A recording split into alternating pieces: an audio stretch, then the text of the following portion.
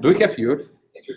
What's it? Do we have viewers? No. Well, let's skip the introduction. No, no one's here. But we could say, just started. Let me know. It's tweeted. Instagram. I tweeted it a couple weeks ago. All right, I think we're good. All right, welcome to another Milwaukee Perl Mongers.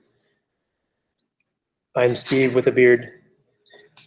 Tonight we have Peter Sandsbeard, but he will be showing us all the wonderful things that you will see tonight. So hopefully the audio will work. I'm going to make you the presenter. So thanks, Peter, for coming.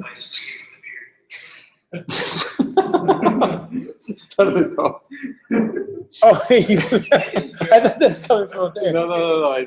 Okay. Yeah. We got 3 viewers. Yeah. Your world record. Hold on, I'm gonna call my mom.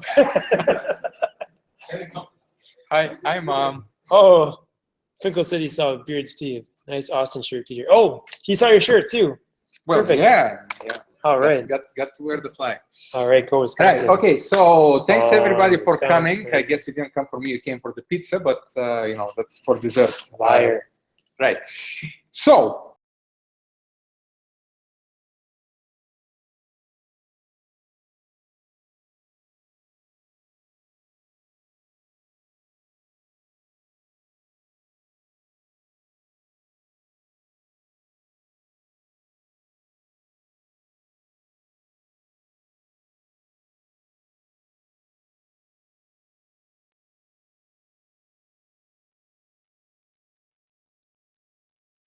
Up with some async sometimes thrown in for flavor.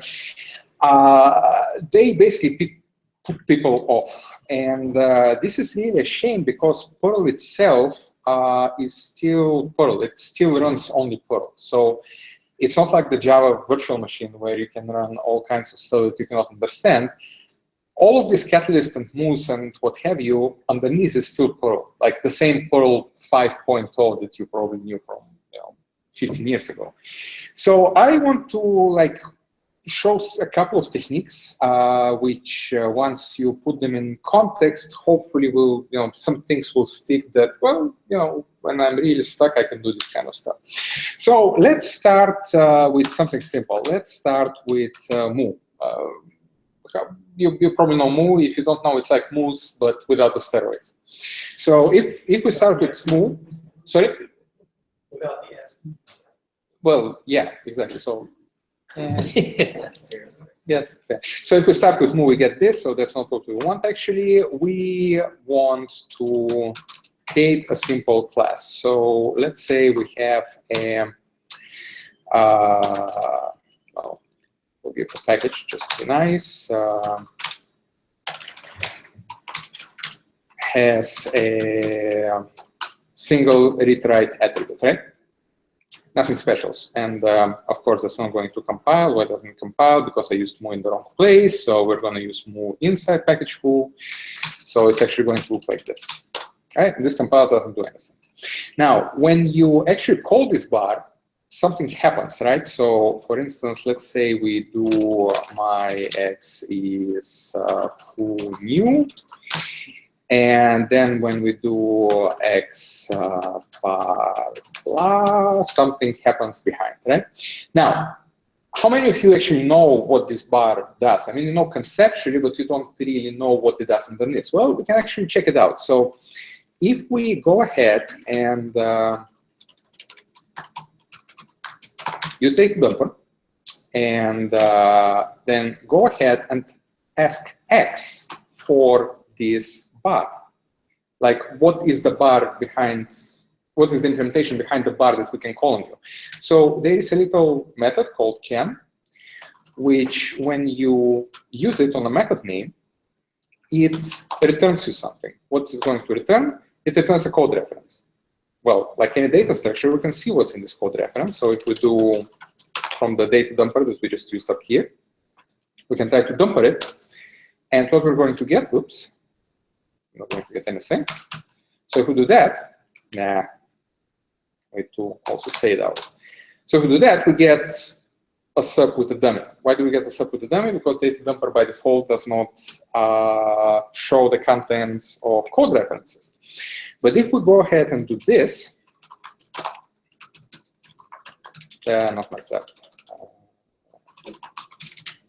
It's a global variable, and if we set it to 1, it's going to go ahead and show us something, which doesn't look like anything else. That's because Moo itself optimizes this to an access method, which Perl cannot show you anymore.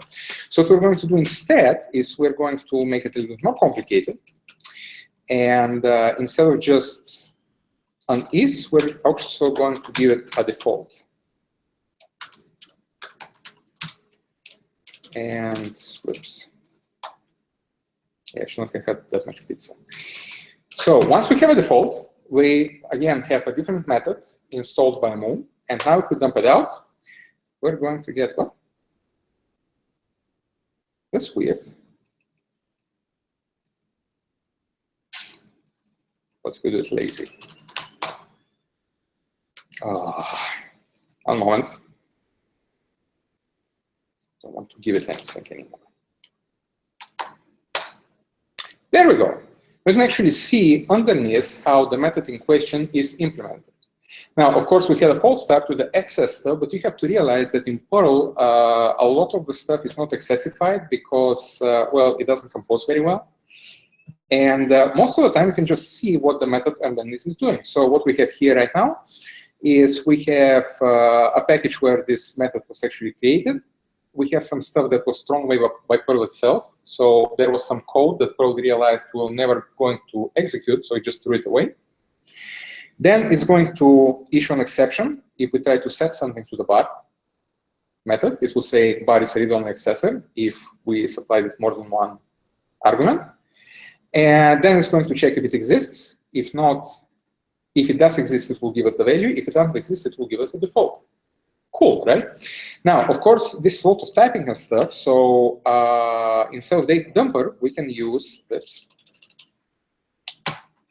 We can use another package called Devel dewarn, which exports, among other things, it exports you a single keyword called dewarn, which goes ahead, turns on Deparse for you, turns on pretty printing for you, turns on proper escaping of new lines and so on and so forth, and puts it on the standard error. So same thing, and we get back the results. Cool, right? Now, if we go ahead and be a little bit more adventurous, let's say we look at some DBIC code, right? So if we go ahead and do the same thing to a DBIC core class, right? So let's get the Moo out of the way. And instead, we're going to say that package foo is a DBIC-based result class. This looks something like that. It's probably familiar to most of you. And a DBIC result class has a whole bunch of methods. So let's say we're going to look at update. Like we want to see what update will do underneath. So we go ahead and ask foo, we can call methods on a class as well. Tell me how update is implemented. Bam, this is how update is implemented. Lots of all different kind of shit. And if you look here, let's do this. So that's how the update sub is implemented. But it's not the entirety of it. Because what we have here is we get some arguments, and then we go ahead and we return next method. Unless we give it a reference. And then we do some other stuff, we call some methods and things like that. And here we again have next method. Now, what does next method mean? This means that it will look up the inheritance chain and try to call the update method of its parent. And then if this thing has another next method, it will go higher up and higher up and higher up. Now, that's something that you probably would need to follow if you try to understand what the code does, right? So how are we going to follow it? Well, first we need to see the inheritance hierarchy of this class, which unfortunately is complicated because you have to look at the ISA of the parent, and you have to look at the ISA of the parent, and there can be diamond inheritance, multiple inheritance, with DBIC uses a lot, and stuff like that. So for this, we actually have another very handy method, which is called MRO. It is a global class, get linear ISA for the package of foo. And if we print this out, here we have a D1. If we print this out, we're going to get a syntax error because I screwed up something. Let's see what I screwed up. We have a syntax error, yes, because I need another pair of parentheses. Bam! This is our actual inheritance for class foo. And anytime we call next method, it's going to look in core, then it's going to look in relation. Now, again, that's a lot of work for us because we would have to actually traverse the entire thing by hand, right? Well, that's not cool. Luckily, there is an actual utility just for that as well. It's called ISASplain, like mansplain, but for ISA. So you say ISASplain at the name of your class, which in our case is, well, we don't have foo because we're creating it on the fly, but in our case, it's DBX class core. Here I need to give it. So what it does, and unfortunately I had to make it bigger so you guys can read it, but basically it has a little legend on top, like for different color codings and stuff like that. And then it starts. So core does not implement anything. Relationship, nothing. Helpers, nothing. The first method that comes into the inheritance of this class, of what actually DBX class core provides, is has many. It comes from this class. Then we go down. This stuff comes from this class. There is a separate line for all the private methods because they're underscored, and so on and so forth. Now, if we go further down, here we have delete and update, which have a little thingy here, which means that under them, there are more delete and update methods. So this update can decide whether it's going to call further down to next method or not. If you do call next method, it will go somewhere, update, update, update should be, yeah, there is the next update, and there is the next delete. And then further down, there's probably more, and so on and so forth. So that's how you can look at your hierarchy and stuff like that. Again, that's all static and not very interesting. So let's do an actual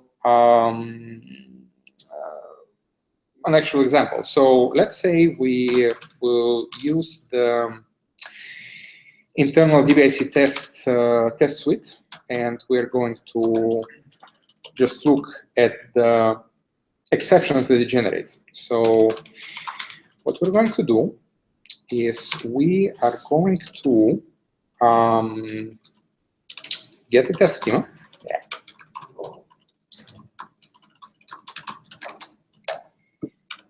We're going to get a result set of artists, and we're going to try to create an actual result. Clear this up. So that's what we're going to do. Just create with no arguments. Bam. Well, eventually bam, because I'm not plugged in.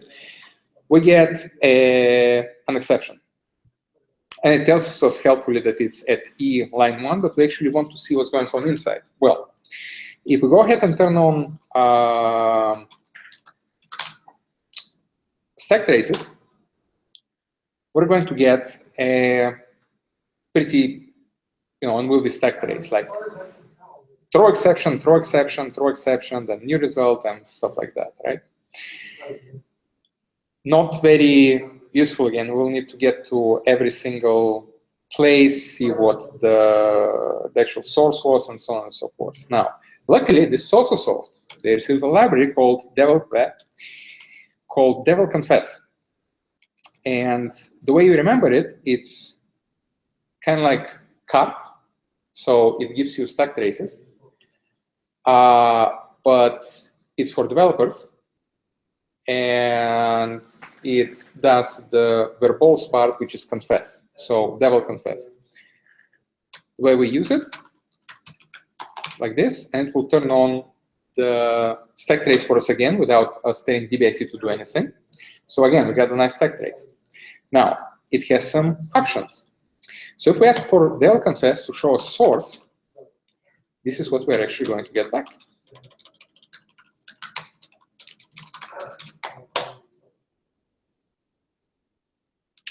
It is actually going to analyze the entire stack trace, open every file individually, read its source, and give us the spots for every part of the stack trace where we hit something, to lead us to the exception we actually got in place. Now, here we, like for example, here we don't have enough source code. So what we do is just go ahead and ask for more lines, like 10 lines, for example. And we get more context for every stack frame. And like, for example, I think this morning we were hunting something with you. You don't have to do that. You don't have to go to files. You don't have to search for anything. You just, engage this thing, and it collates everything nicely for you. And you just, read usually from the bottom up because you want the most recent stack frame, and you find the place where something is wrong. But so we have the source, but our actual exception still looks like shit. Like we have this. There is something wrong with my pager when it deals with color, so I'm going to take this away. But basically, if we remove the source for now and go ahead and just look at the stack trace, see here it says that we called, let's go to the bottom, that we called new result with those arguments. But what's in those arguments, nobody really knows. Like we will have to put an actual thing in the source code, which will warn out our $_0 and so on and so forth. Really unwieldy. So for this, Devel confess has another option. It's called dump. What we'll do if we ask for dump 1, it will dump to the first level the content of every argument to every frame. And this will look like this. So now, if we go to the bottom, new result was called with a blessed object of class DBIC test base result with those contents. And of course, we can make it way larger. But because the DBIC data tree is pretty big, like this is only one frame, right? You don't want to do that. But again, it will do this automatically for you. So it's nice. And of course, all of this stacks up and combines. So we can do dump 0, we can do source 8. And Devel confess has other interesting options, and you can just refer to the source manual, to the library manual, and just look at what's else available. But oops, just to give an idea, this is sort of how this looks like with everything in place. So we have our dumps, and then we have our source underneath, and we can go back and forth and reference and figure out what actually happened. And I think that's nice. Now, this covered so far stack traces, and so far we covered also inheritance and methods and stuff like that. So all this is nice, but sometimes we have to work with just plain data structures and stuff, right? So let's say we just want to output some JSON, right? So this would look like the following. As simple as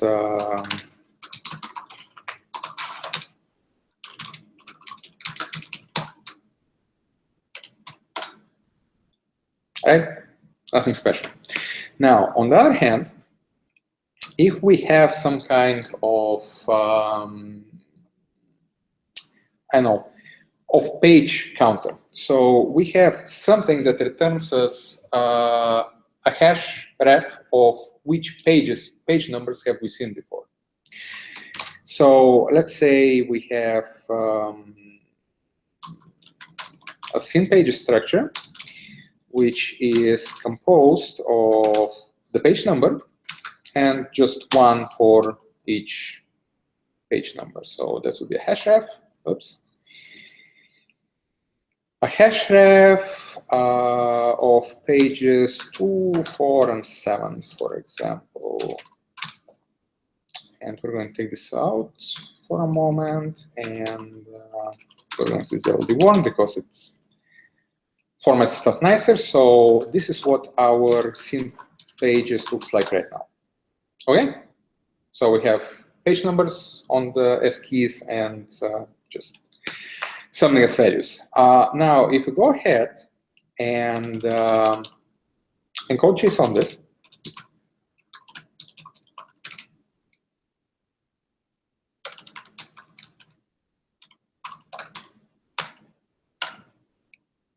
we're going to get a structure, but our page numbers now are quoted. They're not numbers anymore, they're strings.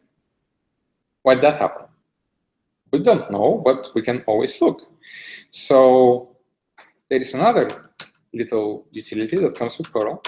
It's called Devel peek, and it exports a dump method.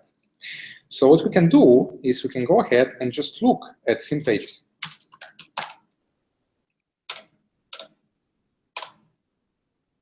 It actually shows us internally how Perl represents this particular data structure. Now, there's a lot of gunk and stuff, so what we're going to do instead, we're going to look at just one of the keys.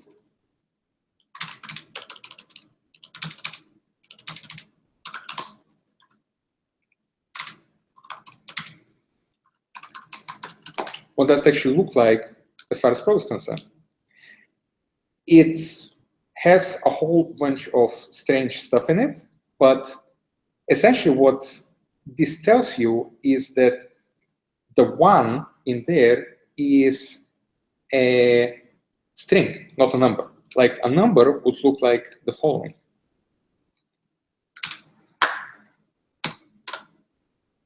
So now we have an array with two elements. The first element is a PV, which is a weird name for a string, and the second element is an IV, which is an integer value. And this is how you can see what Perl thinks about a string, and this is actually how the various JSON parsers decide on the Perl level whether to dump something as a string or as a number, because for Perl, strings and numbers are interchangeable. Now, the reason Perl actually has this distinction is because if you have a zip code and you need to keep the Linux 0, the only way to do it is to treat the number as a string. And that's why JSON works and stuff like that. And I mean, the JSON encoders in Perl work and so on and so forth. And yeah, this is pretty much my presentation, more or less. I guess I ran through it relatively quickly. But what I wanted to show you guys is that at any point, most of the time, accessing excluded, most of the time, the virtual machine is right there and it knows everything there is to know about the program that you're running right now. In fact, there are many cases in which, like, for instance, in the case of DBIC even, if you have a large prefetch or something like that, there is actually code being generated on the fly in order to parse this thing efficiently. Like code that is being put together, like actual Perl hashes and things like that, concatenate together, eval, put into your runtime, and it doesn't exist on disk anywhere. But with those techniques, you can actually see what is going on underneath. You can actually see what the stack trace currently sees. And I think that's really valuable, and it's important to remember that when you're really stuck, just look underneath and it's all there. And this pretty much is my presentation. Any questions? I would be happy to answer. Yes? Can you show again, I think it was when you had included or extended the results for us, was it? And you showed where you saw what was exposed, was it globally, and where it came from? He's explaining. You're asking about this guy? Yeah. Yeah. So the name of the, yeah, that's the name of the module. it comes with both. It has both a runtime, like when you can use it in your controller or something, and it comes with a binary script, basically, something that you run on the command line. And yeah, that's basically, actually, no, I'm showing you a pieces plain. The actual library is, was it pieces? Devel is explain, and this is lowercase. I have no idea why he did that, but yeah. So this is the actual, so you use it, you get an explain is a function, and then you go ahead and in your controller or whatever, you just run it, and you can dump it to your, you know, to your log, debug console, whatever you want. Yeah, and it's pretty accurate. It took us a while to get it to a point where it will always give you the right order of things, because actually resolving methods in Perl is simple, but there are subtle things to worry about, and this library actually worries about them properly, and it will give you the correct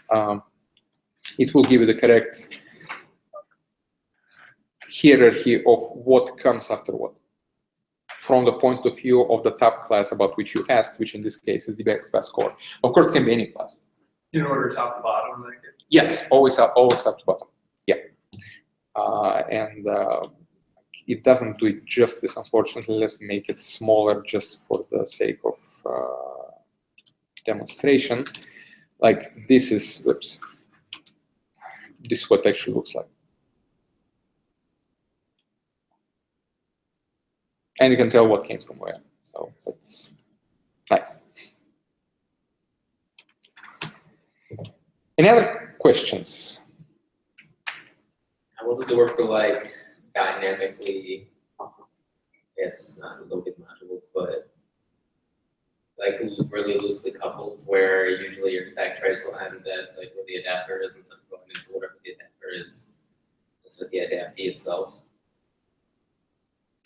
I'm not sure I got the question. Yeah, Can I'm not you? sure I'm not asking properly either. Sorry. Well, no, I'm familiar with the stack. Give me an example of. It's mostly like in all my experience with this is in Perl 6, but if you like write an adapter to like an adaptee or whatever, or you know like a loosely coupled whatever, your stack trace is gonna, it basically ends at, and inside the adapter, it doesn't extend into the adaptee that it's dynamically loading and choosing to run the code inside there. Like it never sees that part of it. It just sees what the adapter itself runs. Well, see, I'm not sure what you mean by adapter. If you're asking about delegation, for example, when you have a stack trace, right, it always starts somewhere. Like anything before this stack trace, before the initial die or warn or whatever it is, yeah. Well, you don't care about that, because the stack trace stops from as deep as the error originated. Anything before it was already executed and returned. You know, there is nothing to look at there. So if you are asking that, you know, like for example, right now we're looking at this, and at runtime it might gain more. Like for example, if somebody, if this were an application class, like for example, your application schema results something, and then at runtime more components were added to it, of course, it will not match what we're doing here statically from command line, but you can load it at that spot. So you get your exception, you find where it is, you go edit the source, you add right there at this point. Under those conditions, go ahead, load one of the debugging tools, and right there tell me how it looks right now. Well, you can totally do that. And in fact, if you're running with something like the Perl debugger, don't forget that you know, like if you're doing stuff like as simple as this, besides being a debugger where you can basically declare, you know, breakpoints and single equals one and all this stuff, it is an actual REPL. So once you get your program under the debugger to stop right there, you can go ahead, use your, for example, in this case, will be Devel is explainer, and then you can ask in this scope the class what it looks like, and so on and so forth. So it's all very dynamic. And yes, there are cases when dynamically stuff changes, but nothing prevents you from asking at this point in time, what does it look like? And Devel, the other one, Devel confess, of course, at stack traces at this point of time. So when it goes ahead and reads the various files, like the source code, again, it shows you everything as it was at the time the exception happened, not at the time of startup or anything like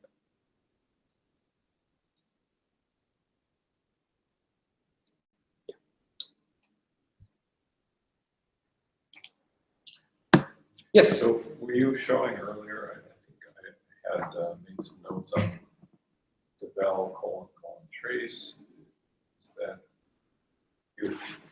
No, I didn't have a Devel trace, so Does that exist, or am I just imagining? there was Devel confess.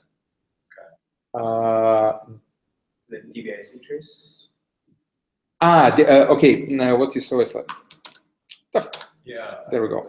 I think what you saw was this probably here. Yes. Right. Yeah. This is a way for a specific library which I was using to showcase this DBX class in this case. This is its environment variable to turn on both tracing of the SQL and tracing of well, stack traces, full stack traces on an exception. But this is very specific to this particular library, whereas Devel confess will turn it on for whatever. Yeah.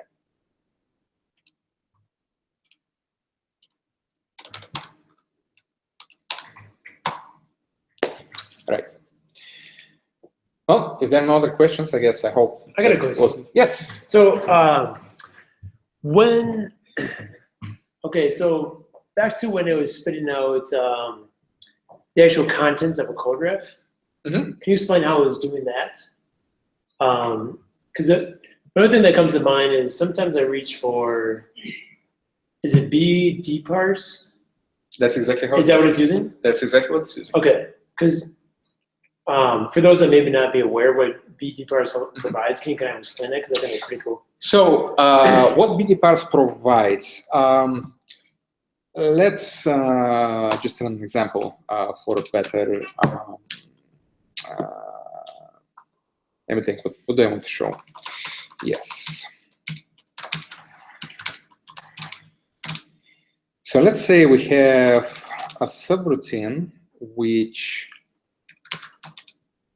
does something and then goes ahead and warns out. Let me see, what do you want to know?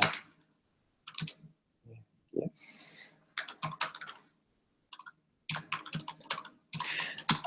I'm just, making stuff up in order for it to show you something. But so we have this code ref. Right? Yeah. Okay. So if we go ahead and after we define it, if we go ahead and show its source. Yes. You see how it doesn't look anything like what I wrote here, like this compared to this. Now, the way this works is when Perl compiles stuff down to its own internal representation, it doesn't throw away any of the external information. So just like if you're familiar with C, it's like all the debugging symbols are in there still. But it does compile it to an abstract tree, which is then fed to the virtual machine.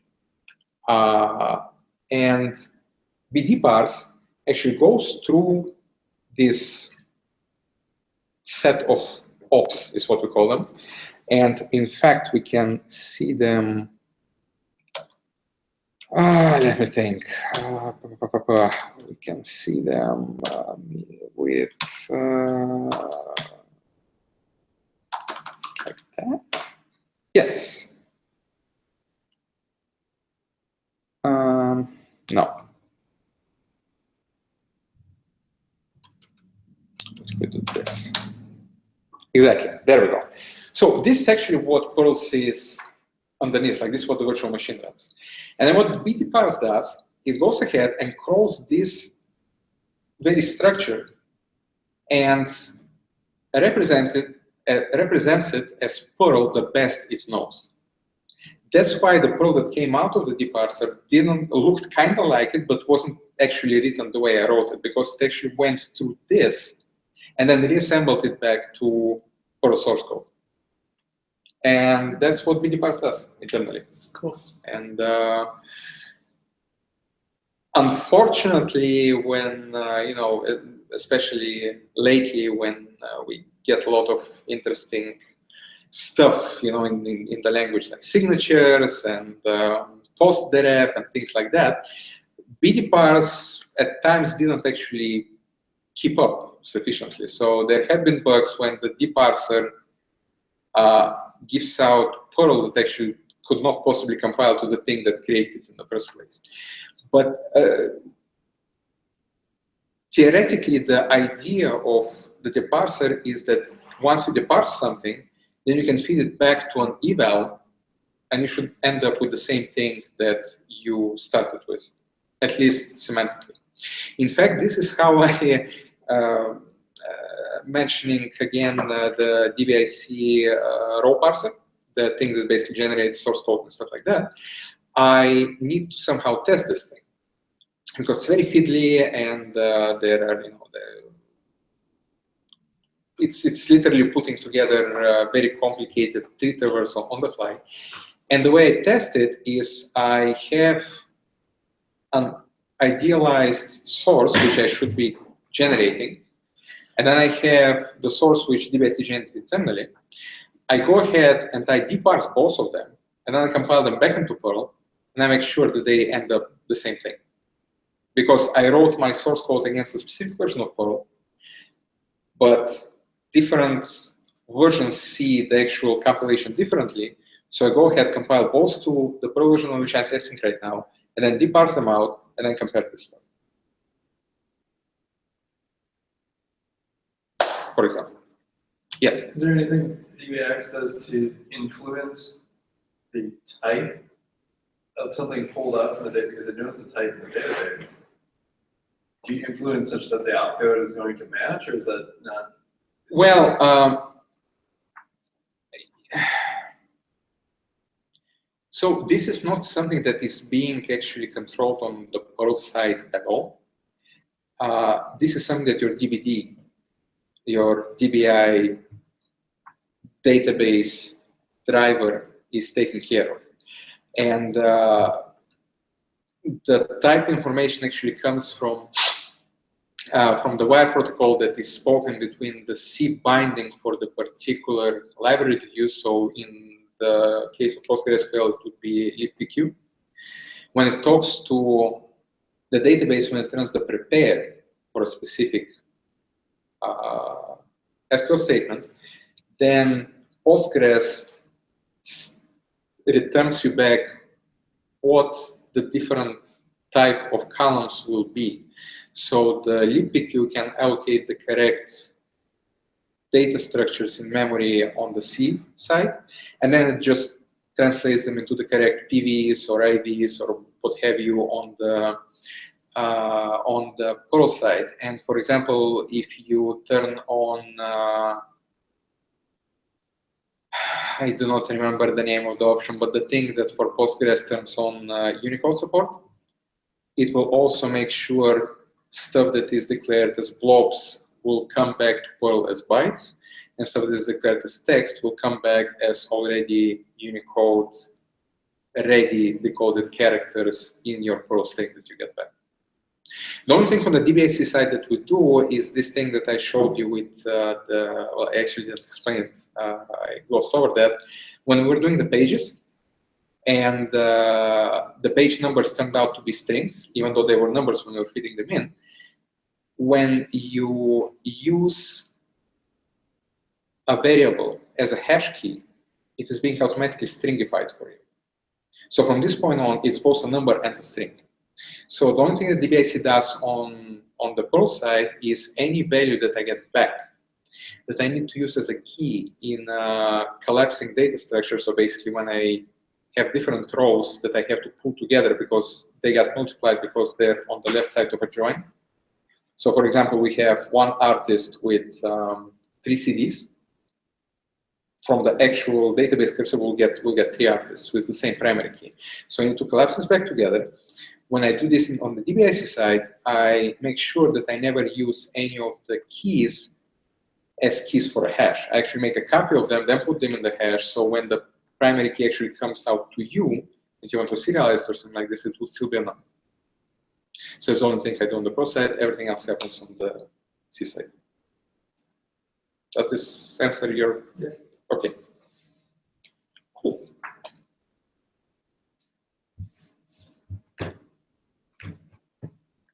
Any more questions? If no more questions, I'm here all week. Oh, the video go. Yeah, well, thank you very much for listening, and I hope that wasn't too boring or too involved. But yeah, just the main takeaway from this is don't forget to look under the hood. It's all there. And yeah, thank you. Excellent. Thanks so much, Peter.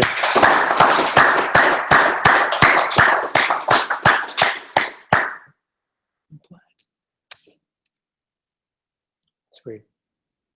All right. See you next time.